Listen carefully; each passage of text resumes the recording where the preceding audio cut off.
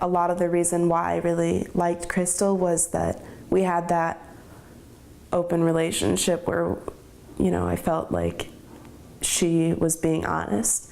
And I never really feared that she would just turn around and say, actually, we're not gonna, I'm not gonna really, communicate after the birth as much as we hoped or anything like that. I felt pretty confident without any legal documents or anything that, she would want me in the relationship.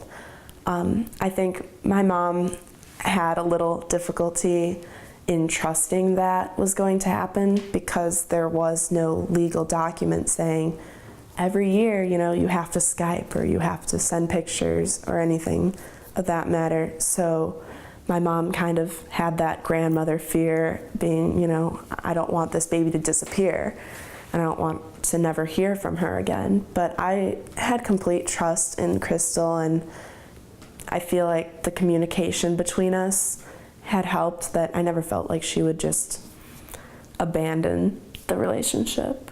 When we went over the part of the document that said there is no legal way that we can make the adoptive mom stay in contact and send you pictures and do all of this things, that is kind of by a word promise that just says, I want to do this. We had went over it months before, and at that time and when I actually signed the papers, it never really made me nervous. I felt that that was as good as any of the emails or any of the messages or conversations me and the adoptive mom had that she had told me. It felt just as promising, and I took her word as that kind of contract. But even though things can change, I feel like on both sides it's predictable that, I may not even want that communication to happen. So I feel like it's nice to not have that written promise, because emotions do change, and 15 years down the line, if it was legally binding, I wouldn't want that on my side even, because that would mean that I would have to Skype and I would have to do these things.